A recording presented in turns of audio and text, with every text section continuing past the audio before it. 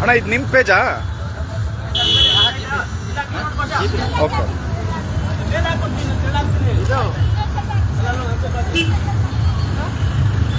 जाओ करो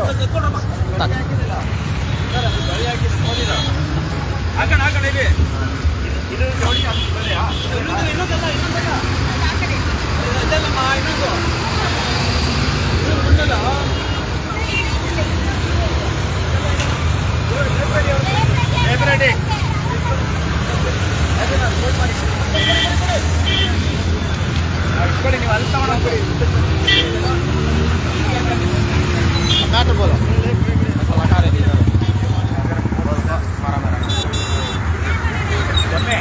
ನಾನು ಮಾತಾಡ್ಬೇಕಂತಿರ್ತೀರಾ? ಓಕೆ. ಬ್ರಿಡ್ಜ್ಗಳಗಡೆ ಹಾಕ್ಬೇಕು ಜನ. ಓಕೆ. ನಮಸ್ಕಾರ ಬಂಧುಗಳೇ, ನಾನು ಮೊಹಮ್ಮದ್ ಆಶಮ್ ಮಾತಾಡ್ತಾ ಇದ್ದೀನಿ.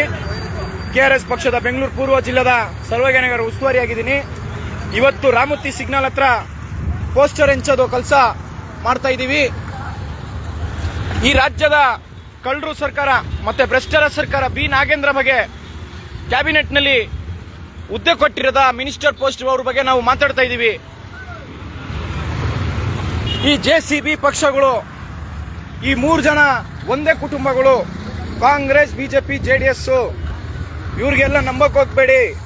ನೋಡಿ, 180 ಕೋಟಿ ST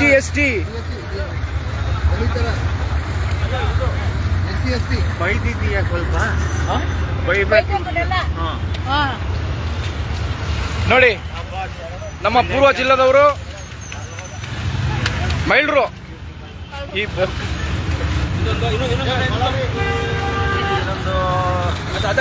ಬೆಂಗಳೂರು ಪೂರ್ವ ಜಿಲ್ಲೆ ಕೊಡ್ರೋಣ.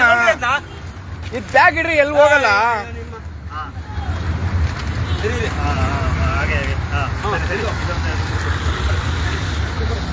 ಮಾತಾಡಿ ಜಯಪ್ರಡಿ ಸರ್, ಮಾತಾಡಿ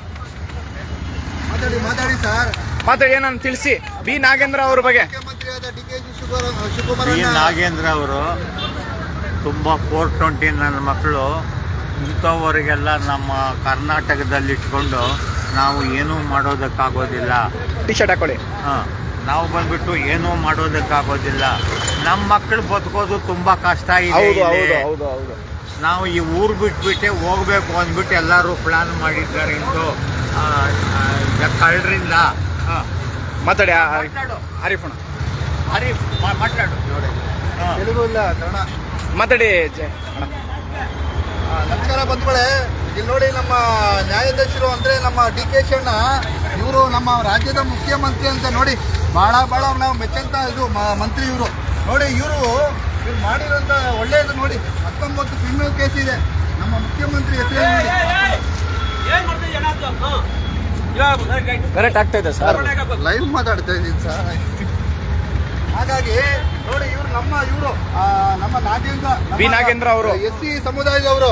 SC ಸಮುದಾಯವನ್ನು ನಂಬ್ಕೊಂಡು ನಿಮ್ಮನ್ನ ಬಂದು ಓಟ್ ಹಾಕಿ ಗೆಲ್ಸಿದಾರಲ್ಲ, ಏನಲ್ಲ ನ್ಯಾಯ? ನೀನು ಈ ದುಡ್ಡೆಲ್ಲ ತಗೊಂಡೋಗಿ ಎಲ್ಲ ಶೇಮ್ ಆಗ್ಬೇಕು. ಶೇಮ್ ಸಮುದಾಯ ಅಂತ ಮಾನ ಮರ್ಯಾದೆ ಏನನ್ನ ಇದೆ, ರಾಜೀನಾಮೆ ಕೊಟ್ಟು ಮನೆಗೆ ತೊಳಿಬೇಕು. ಈತ ಒಂದು ಗಡ್ಬಡಿ ಕೆಲಸ ಮಾಡಿದ್ದಿಲ್ಲ. ನಿನ್ನಂತ ಟೀಚರ್ ನೋಡಿಲ್ಲ ನಾವು ಎಲ್ಲರೂ. ಮಾನ ಮರ್ಯಾದೆ ರಾಜೀನಾಮೆ ಕೊಟ್ಟು ಮನೆಗೆ ಹೋಗಿ. 180 ಕೋಟಿ ಹೊಡೆದಿರೋದ ಕಲ್ಯಾಣದ ದುಡ್ಡು. ಇಲ್ಲೆಲ್ಲ ಬಂದು ಗಲಿಪಾಡು ಮಾಡಬೇಕು, ದಯವಿಟ್ಟು ಗಲಿಪಾಡು ಮಾಡಬೇಕು. ಯಾರು ನಮ್ಮವ್ರು ಅಲ್ಲಿ ಹೋಗ್ಬಿಟ್ರಲ್ಲ. ಮಾತಾಡಿ. ಮರ್ಯಾದೆ ನನ್ನ ಮಕ್ಕಳಿಗೆ ಐತೇನ್ರಿ? ಮಾನ ಮರ್ಯಾದೆ ಇಲ್ವಾ? ಮಕ್ಕಳು ಬದುಕೋದು ತುಂಬಾ ಕಷ್ಟ ರೀ.